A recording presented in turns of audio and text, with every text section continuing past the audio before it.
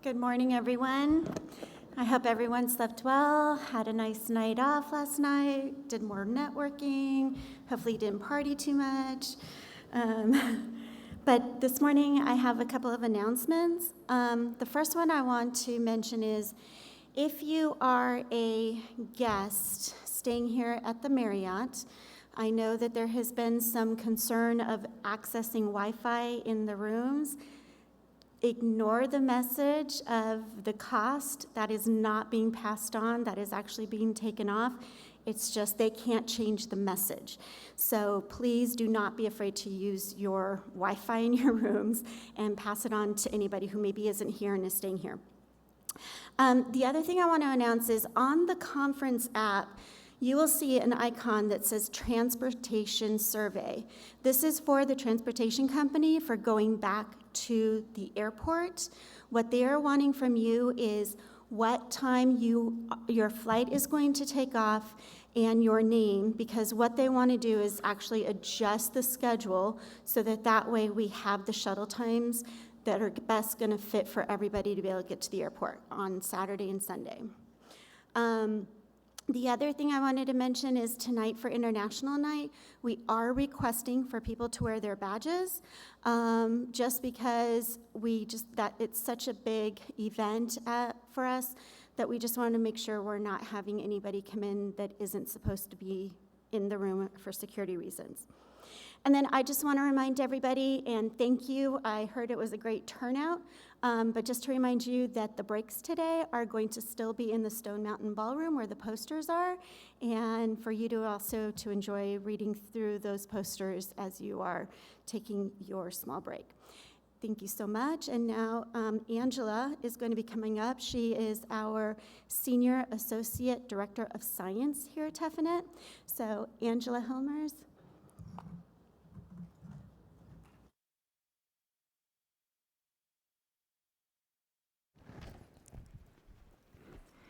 Good morning, everybody.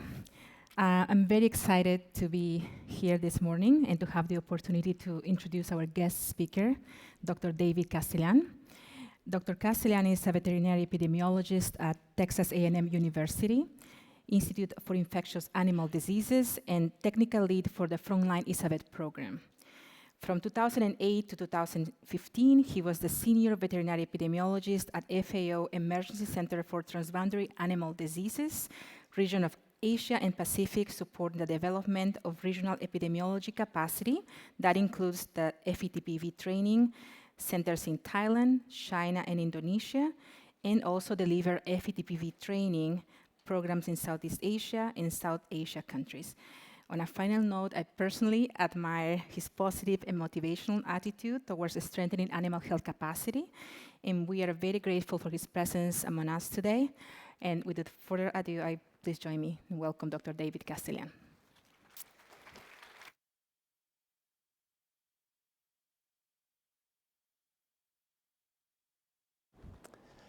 Well, good morning, everyone.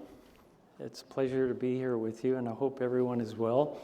This is a wonderful meeting that be my second time at a TEPHINET meeting, following my experience in Bali in the about 7 or 8 years ago, which was fantastic. And I want to just thank very much TEPHINET, Angela and Dr. Reddy, and a former executive director, Dr. Dionisio Herrera, who I have to say was always reaching out to the veterinary community and very open. And TEPHINET has just been a wonderful experience for me personally, but also I think for our profession, it's been a really nice opportunity to work together with public health. We're all in the same boat. So that will be the theme of my presentation. So we're going to talk about technical guidelines about how to build One Health collaboration across the human, animal, environmental interface. If you notice, I talk a lot with my hands. It's because I'm of Italian ancestry, so I hope you'll bear with me. So next slide, please. Or I guess I advanced my own, sorry. So these are the objectives, or the acknowledgements that I'd like to mention colleagues with FETP in the countries that I've been involved in, with FETPV in Asia, with ISAVET. Our country teams are the heart and soul of field epidemiology. It's the home of field epidemiology. Also, FAO colleagues, past, present, and future, at headquarters in Asia and East and West Africa. My IID colleagues, Dr. Heather Simmons and Jessica Cargill, are here from Texas A&M. I want to thank them too, and acknowledge US CDC. Many of you I've worked with in Asia. I'm so appreciative of our past working relationship and look forward to many more opportunities with WHO colleagues as well, OIE, and of course our donors, USAID and DETRA, have really been supportive of these initiatives. This is what we're going to cover today. We're going to go on a bit of a journey. We're going to start at a very high level, and we're going to go down to the national level and local levels, because this is where everything happens at the local level. We'll talk about important terms.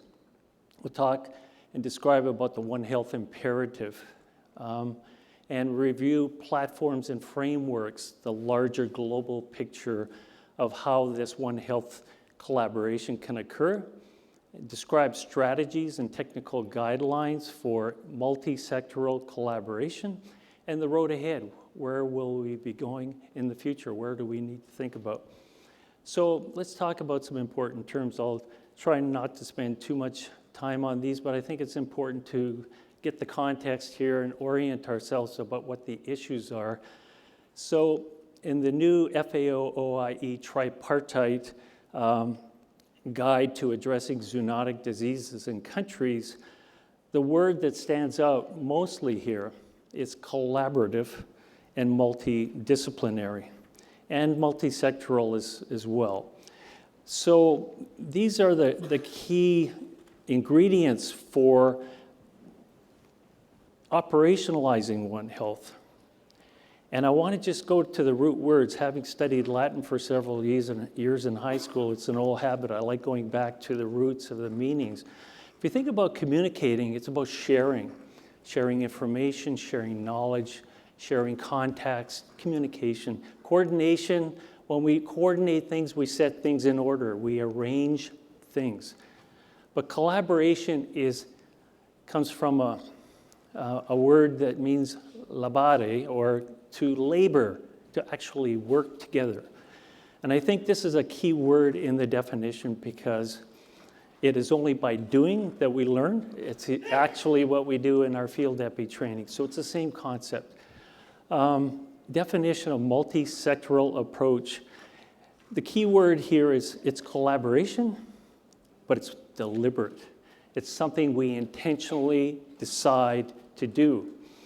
It's our will that decides whether we will collaborate or not. And I think that's very important among various stakeholders and sectors.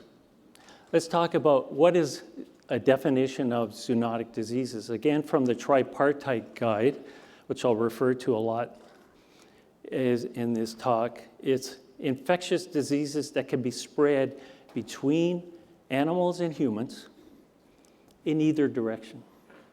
And it happens, right? It happens. And can be spread by food, water, fomites, or vectors. It's a very simple but very elegant definition. And let's talk about the elephant in the room, which is us, human nature. I'm a bit of a history buff, and it's often good to go back to some things that don't change, which is human nature. And this quote by Plato talks about the relationship between us as individuals and us in the institutions that we build. In this quote, it says, "Can we possibly admit that there exists in each of us the same generic parts and characteristics that are found in the state?" In other words, institutions reflect who we are and what our values are and what our motivations are. So let's talk about the One Health imperative. If we look at a bit of a review for some of you perhaps, but for others I hope it's useful. If we look at human population growth on the left-hand side, you'll see that the human population growth is going to expand up to, I think by 2030, it will be over 9 billion people.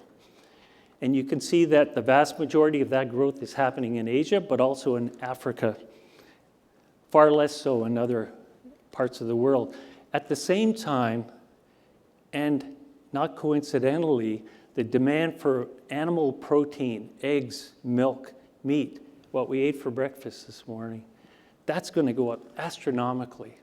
So we've got all this pressure to produce more food so that we have food security and we protect the livelihoods of people who are involved in the food system that feed us every day, farmers.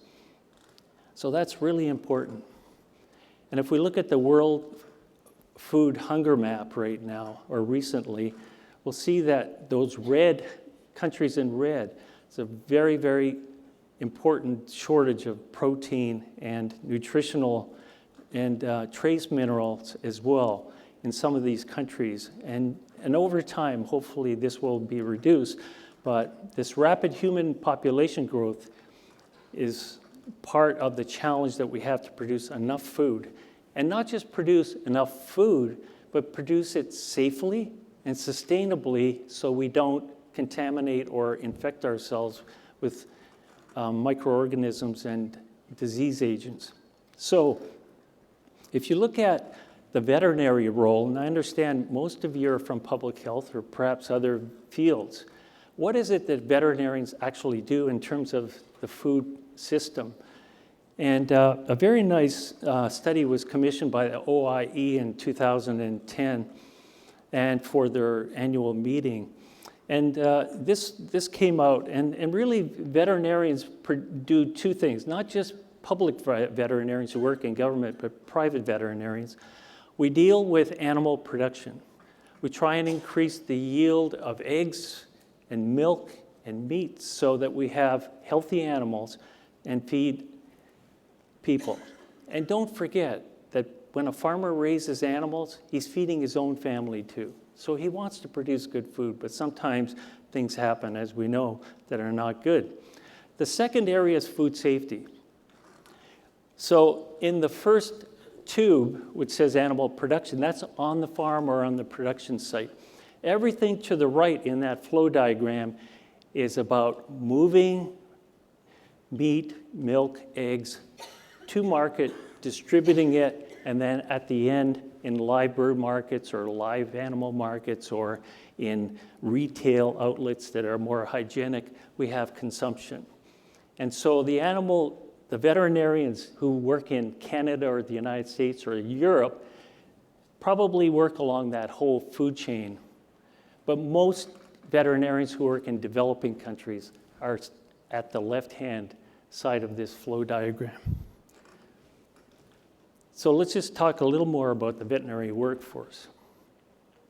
I think it's important to understand, we were talking yesterday, there was some talk about how many medical doctors or how many epidemiologists you need per, say, 100,000 or 200,000 people.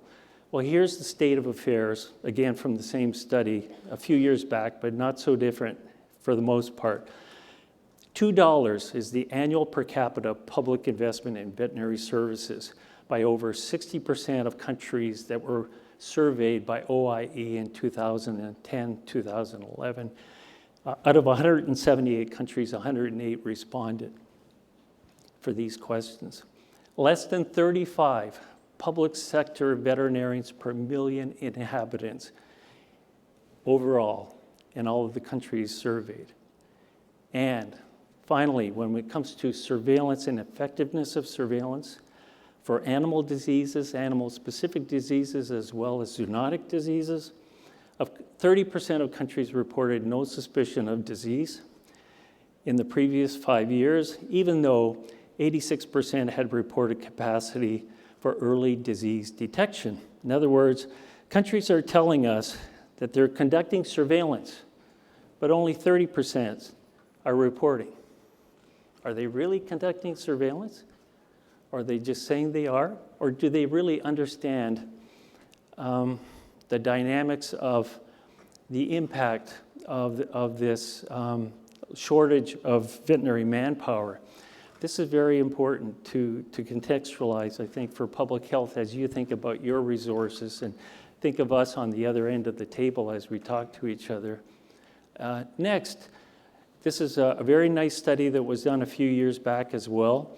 It shows the contribution of agriculture, food, and bushmeat.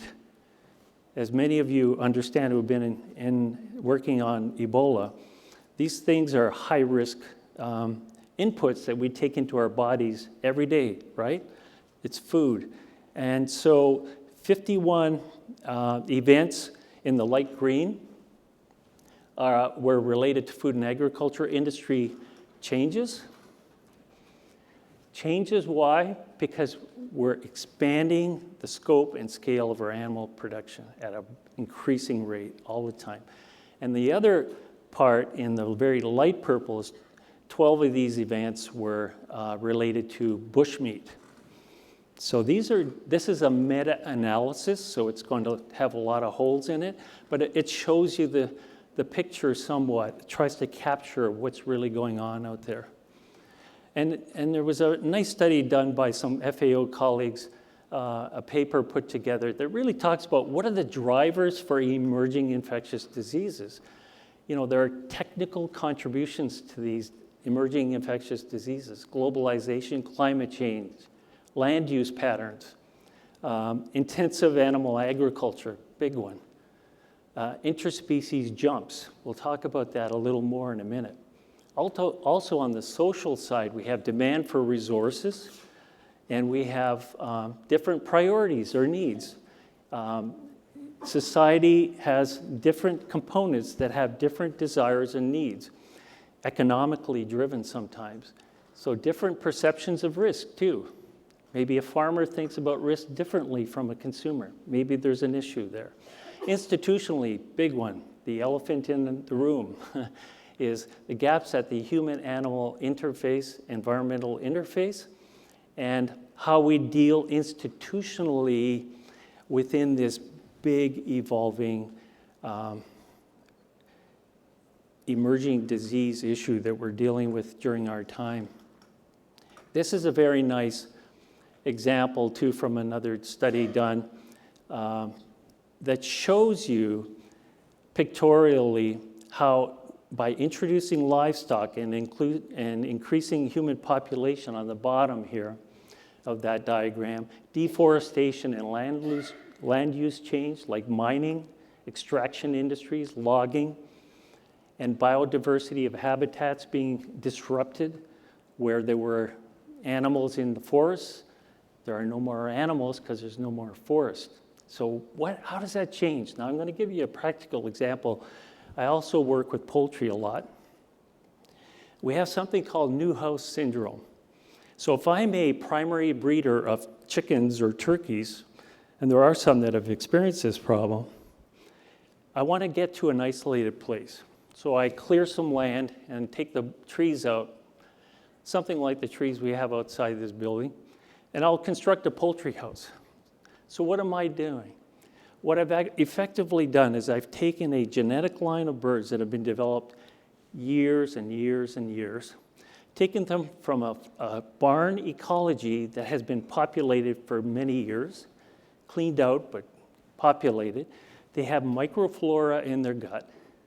They have microflora in that environment. Now I'm just putting them into a brand new house in a brand new area that has all kinds of different kinds of organisms and potential sources of contamination and interactions that didn't exist before. That's what I'm talking about at the bottom level here. And it's not uncommon to have salmonella outbreaks in some kinds of poultry that they didn't experience before, and some multi-resistant issues that develop as well. And then this is what happens when we increase the level and intensity of production without thinking about doing it enough safely and sustainably, okay? So what happens, say, to that salmonella? And there are wildlife around that barn. There are rodents, rats, mice all the time around barns, right? What happens when they go in and collect some of these pathogens and distribute it in the forest? You're changing the ecology of the area. That's what's happening. And every barn will have its own microecology, and it will reflect the environment and vice versa. And then we have, once the pathogen gets into the system, say those chickens or turkeys are exported to some other foreign market, they're carrying those pathogens somewhere else. Now I'm talking about animals, but people move too. I think this is a very important diagram. Now there was a Prince Mahidol One Health Conference held in 2018, and the global vision for One Health was to stress compliance with IHR 2005, to build an evidence base to improve our understanding of the drivers of disease, like the example I just gave you, to invest and promote a whole of society approach, the communities, the people we work with, the farmers, the traders, the hospitals, the health community as well. And the fourth area was to build a workforce in all relevant fields, which includes agriculture, health, food production, and environmental sectors. Very, very visionary statement, in my opinion, in terms of addressing what needs to happen in the future. So now let's talk about the enabling environment. When a child is born, he needs an enabling environment. When anything is new, it needs an enabling environment to grow and to develop. So there are some global health platforms and frameworks that are providing this enabling environment. And we'll go through them one by one briefly. So we have normative and regulatory capacity assessments, resource prioritization, action planning and processes and tools, multi-sectoral One Health system improvement tools, and the role of defense. I want to include that too for a very large-scale event. That's a very important ingredient, which I've adapted from this paper that has analyzed some of these activities. So on the right-hand side, you'll see the organizations. Some of you will recognize the acronyms, some may be new. Convention on Biological Diversity is CBD. We have OIE. UN, I have categorized and lumped FAO and WHO together, but they're in there. And then we have the OIE-WHO interface bridging initiative to assess national capacities for One Health.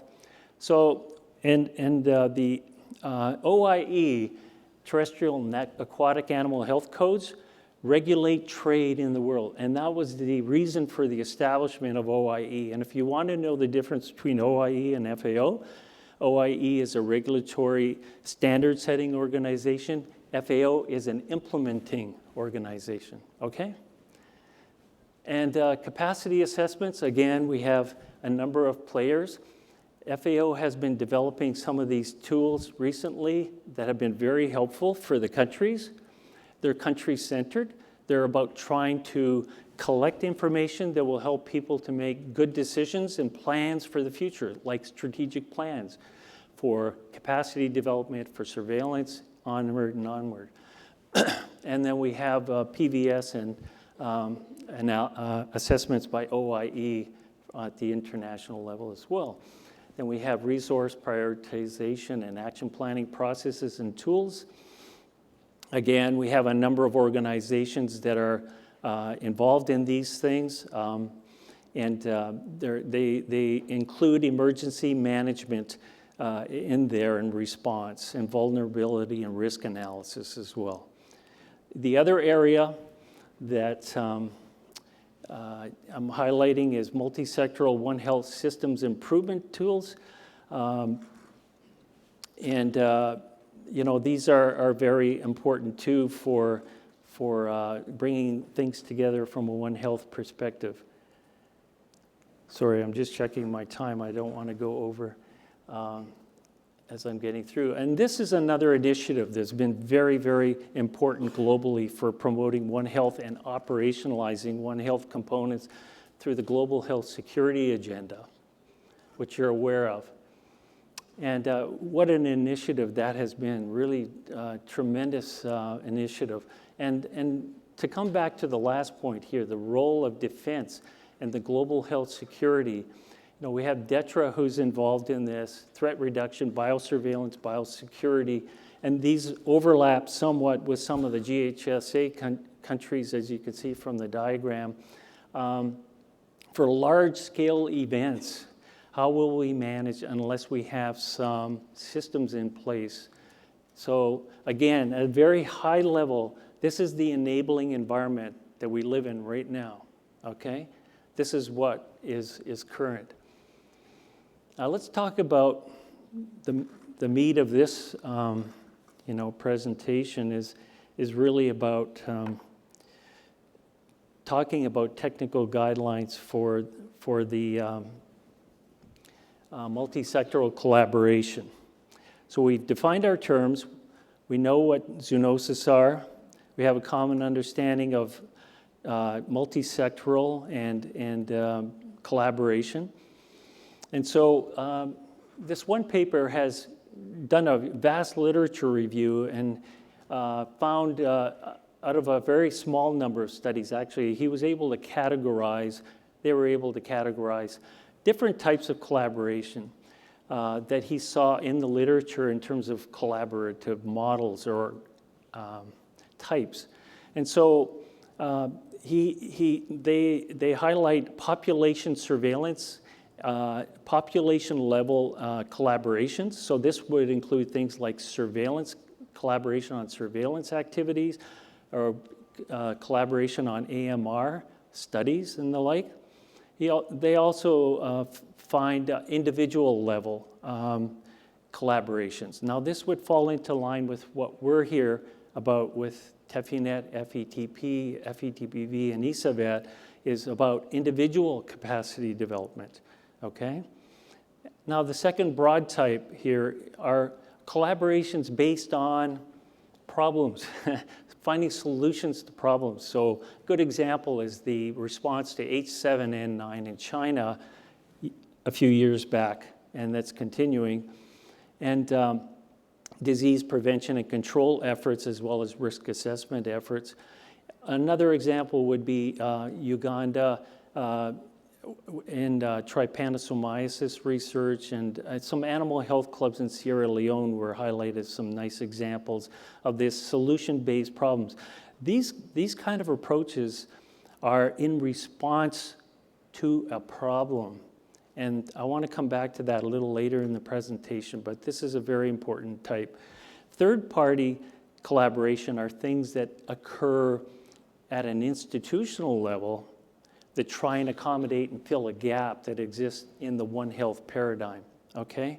So, for example, there's an example of Kenya One Health Coordinating Unit, which was established under the Zoonotic Disease Unit. So these are opportunities to operationalize One Health within an existing structure, okay? So that's the third type.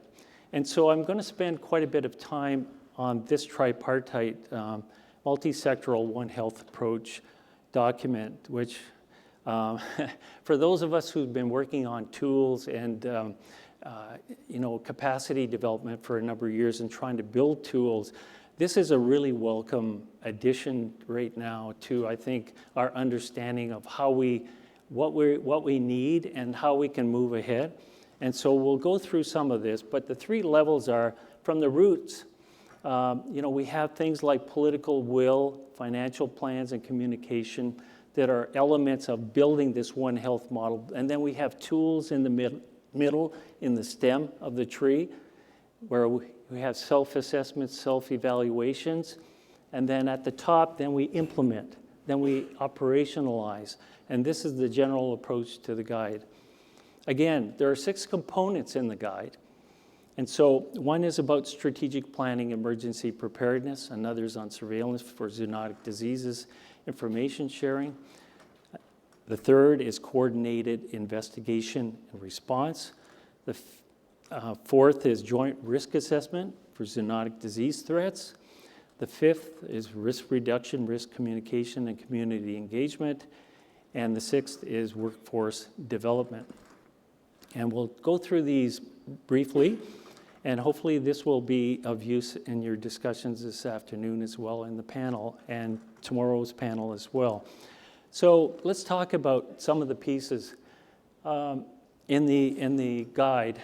Being prepared before an event is the goal. And developing a zoonotic disease strategy using this multi-sectoral coordinating mechanism is really at the heart of the process of making it happen. And here, the objectives have to be very clear. And it has to be a realistic appraisal of defining how to collaborate within the country.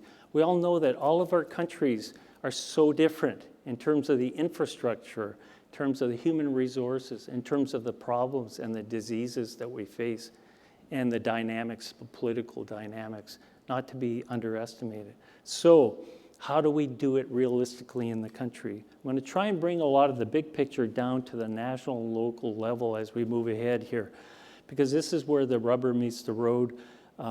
It's really the point of contact that we need to think about. And we need to think about performance measures and measuring, and that's what the plan lays out.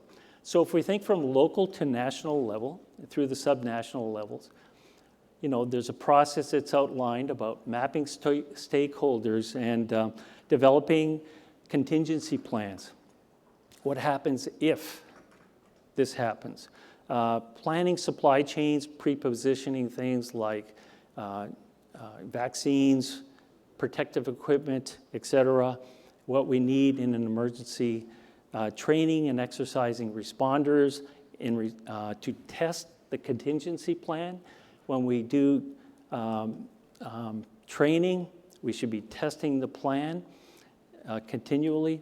We conduct simulation exercises as well through this, the link there with training as well. And then we have conducting after-action reviews. Now, question is, for strategic planning and emergency preparedness,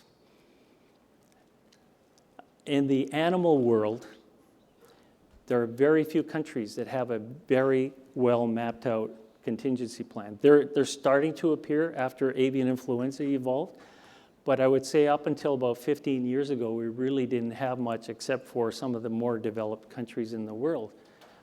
So on the public health side, I'm sure you have contingency plans too, and they're not easy to put together, are they? They're very challenging. They're very consultative, and they can take a long time to do. And the ones I've been involved in, it can be multiple months to really get people together, to come together. So how do you do this at the national level and bring everyone together with both of your contingency plans and harmonize them or see how they interact and intersect? That's our challenge. Next step, surveillance for zoonotic diseases and information sharing. So we have the technical context of this, which is looking at modes of disease transmission and also including the environment in that. As my example from Newhouse syndrome shows, the environment is very important. We overlook it to our own peril. The other parts of this are the more traditional things we think about, which is different information sharing mandates. A animal health or Ministry of Agriculture has a different mandate and reason for collecting data and doing surveillance.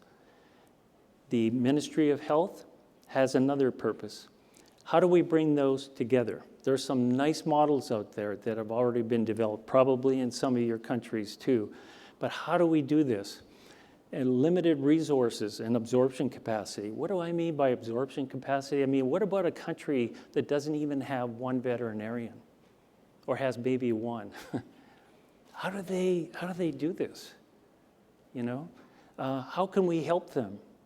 In that same country, we could have public health with, you know, maybe 2 or 3 MPHs or, you know, an FETP graduate. How are they going to work together? That's the key.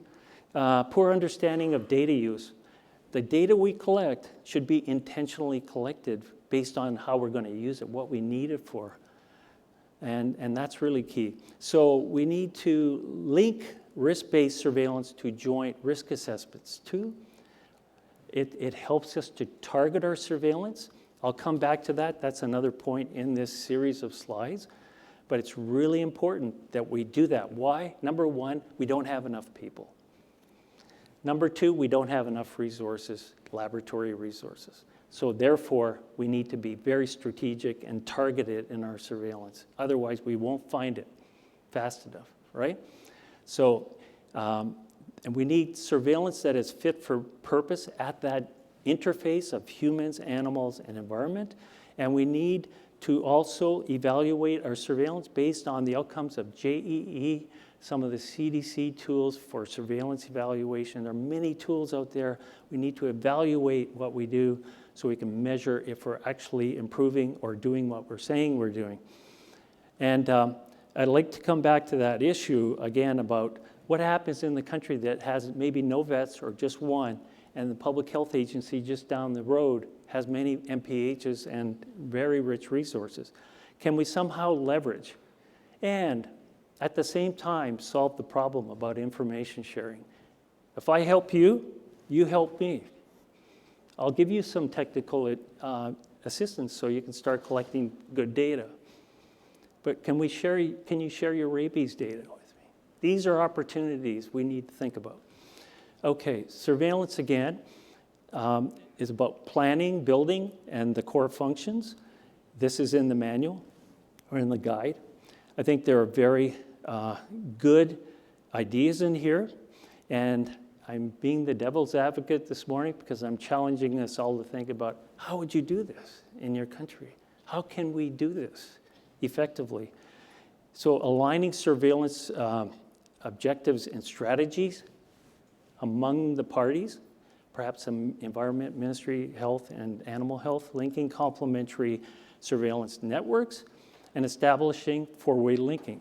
Two-way linking is a concept that FAO has been developing for quite a while, but it's about the laboratory and the field linking information, interaction, and activities. Four-way linking is, that could be an animal health agency, is now linking the animal health agency field and lab with the public health field and lab. That will be required.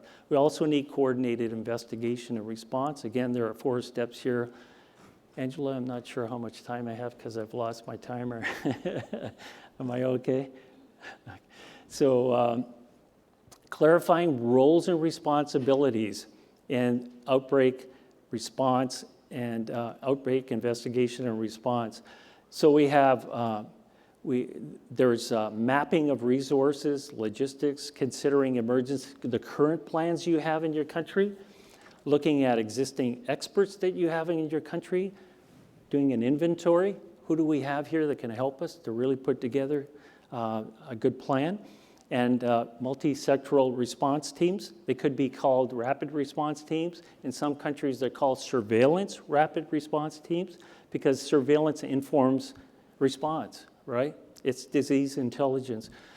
Establish a multi-sectoral working group, identify gaps and solutions, and seize opportunities to collaborate. I use the word seize on purpose. When you see an opportunity, grab it. Because One Health is not going to happen if we keep thinking about it and not doing it. So when you see an opportunity and you have a need, there might be a mutual need in the other agency that we can have a win-win situation. So step 2 is to look at identifying the needs and the trigger events for coordinated investigation. It's assuming there's some level of surveillance there. So we need criteria and action levels at all levels of whether it's high, medium, low risk. We need criteria for moving from one step to another, right? But it has to be harmonized among the agencies and agreed upon. Identifying the actual trigger for each hazard at each level, and then coordinating surveillance that, again, works for that situation, for that country.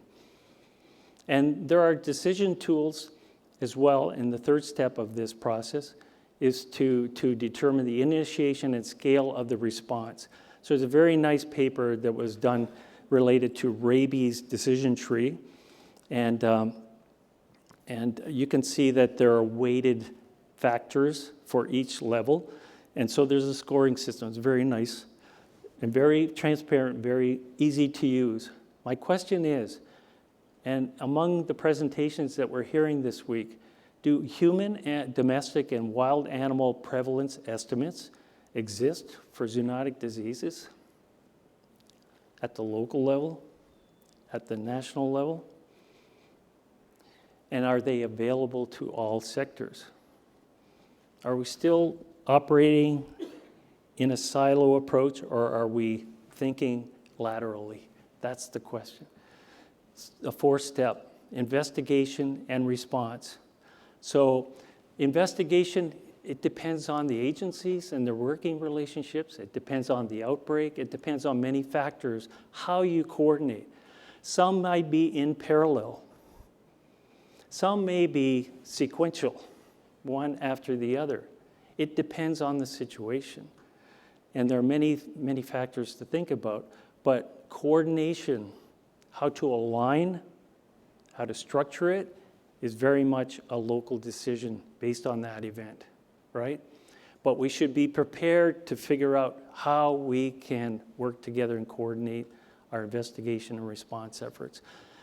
And depending on the situation, it can be very difficult to work together. In some very important situations, it's mandatory to work together. It depends on the situation.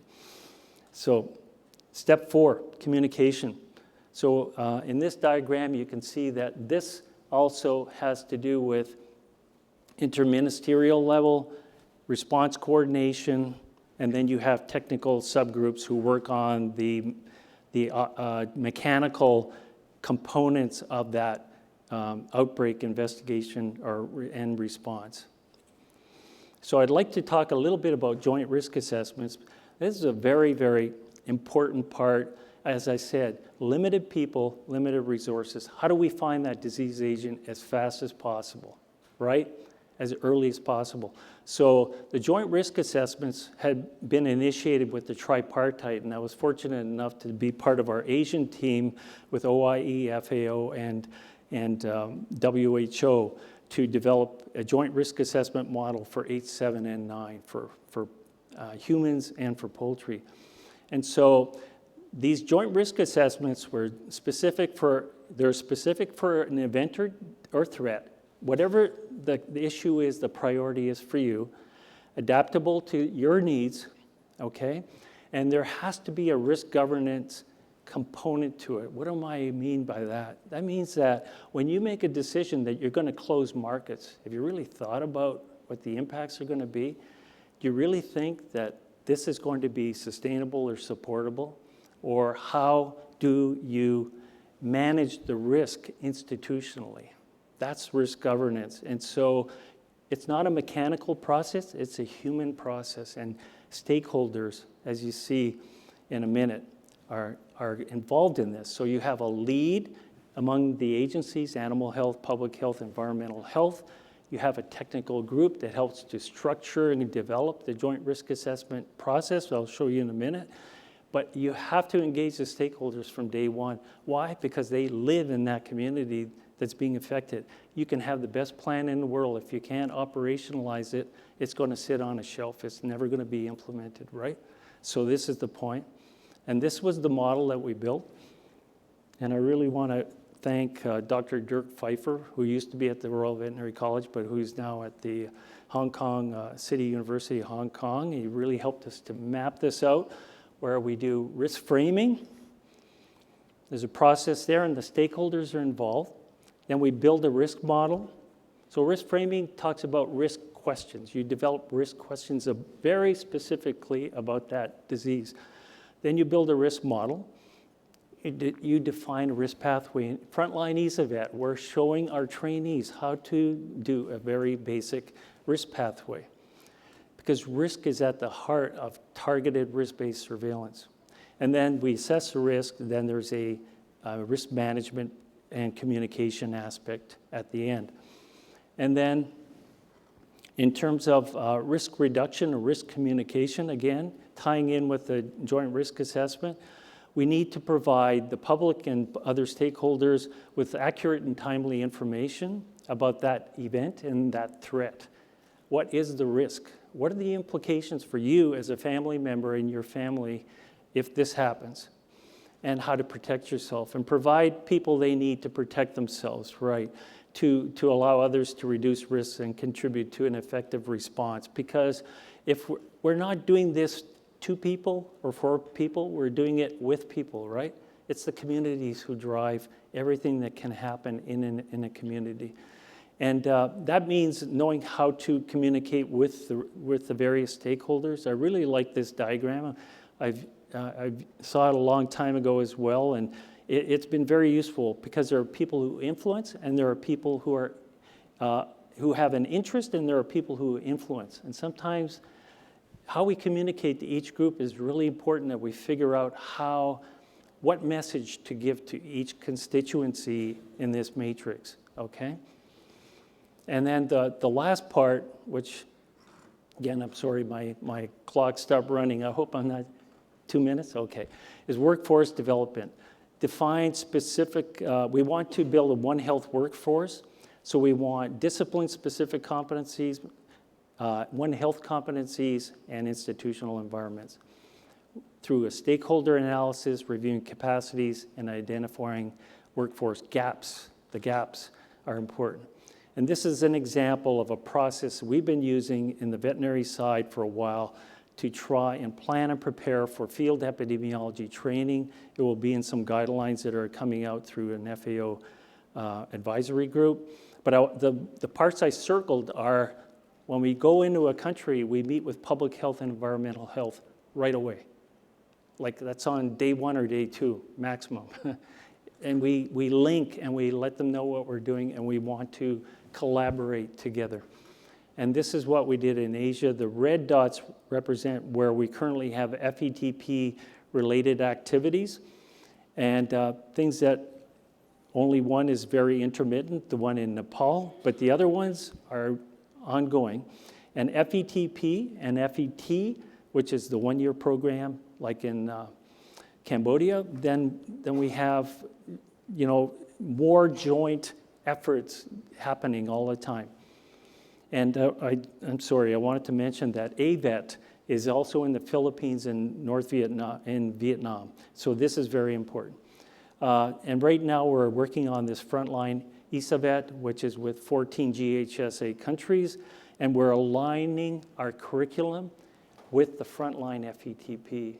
We didn't go our own way. We're aligning. We've been working very closely with TEPHINET and CDC and other people to make sure, and with the wildlife community too, and our experts to really help us to make sure it's really aligned in a One Health manner. So let me just briefly, I have 2 slides left, I think, and I just want to just say that we have to be persistent when we're pursuing One Health activities. Don't give up if they close the door the first time. Go back, okay? Don't worry about it. Just go back and be activity-based. Seize those opportunities when you have them to work, to labor together. Collaboration, labor, right? And then aim for win-win-win scenarios. So there's been some talk yesterday and again this morning. We want to win for the Ministry of Agriculture. We want to win for the Ministry of Health. We want to win for you as individuals who are being trained. So you have a career path, and our vision for veterinarians is you can go into veterinary public health to work on rabies with a public health agency. You can be an animal health person in the field, or you could be a wildlife vet, covering all of the One Health dimensions. And so the career ladders is very important, and developing a joint training program together, which there will be a panel discussion on that tomorrow and that process. And then I'm going to talk about in a second here, the power of bottom up. Yesterday we heard a lot about the high level, but let's talk about, This is a network, these are 2 network diagrams. The one on the left is a hierarchical network. That means that you have gatekeepers at the top who control the movement and flow of information and power, right? On the right-hand side, you have a bottom-up, diffuse network where the information and the power resides at the local level or at the subnational level. And you can see that the one on the left is very subject to shocks and changes. If there's a new minister, how will that change the dynamics of them working with the other ministries? It's very sensitive. The one on the right is sensitive, but it can compensate when it's stressed, okay? And you can see there are a lot of cross connections in the second one. That means that it's a network, a true network. So in conclusion, we're here right now, but it always wasn't like that. We only had bits and pieces before, as Dr. Reddy was saying yesterday. We've been building the boat as we've been sailing it. So we just continue. If you have a One Health multiple coordination mechanism, multi-sectoral, then use it. If you don't have one, don't wait.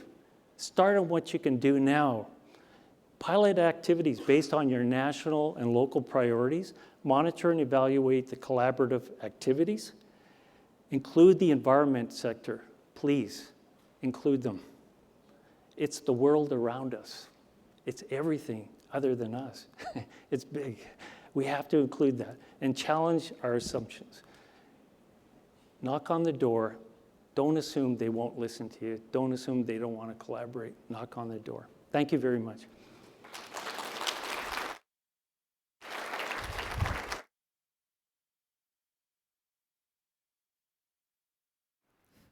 Thank you very much, David. Wonderful presentation. We exhausted our time for questions, but sorry. no, no worries about it. I just wanted to tell you that TEPHINET made a deliberate attempt, actually, to have a program that honors animal health and multi-sectoral collaboration. So we will have an animal health session today. Actually, David is moderating that session. Today, also in the afternoon, we have a plenary session looking at building veterinary capacities globally. We also have your session tomorrow that talks about the lessons learned, challenges, and results of the pilot of ISAVET in 14 countries in Africa. And I will kind of ask you as a favor, please rate every session you go. We have a rating system in our app. If you don't have the app, please download it. It's going to help us to improve our scientific agenda for the next global conference. With that, please, a round of applause to Dr. David Castellan. He will have time to answer your questions afterwards. We have to go for a break, and then we have the oral presentations. Thank you.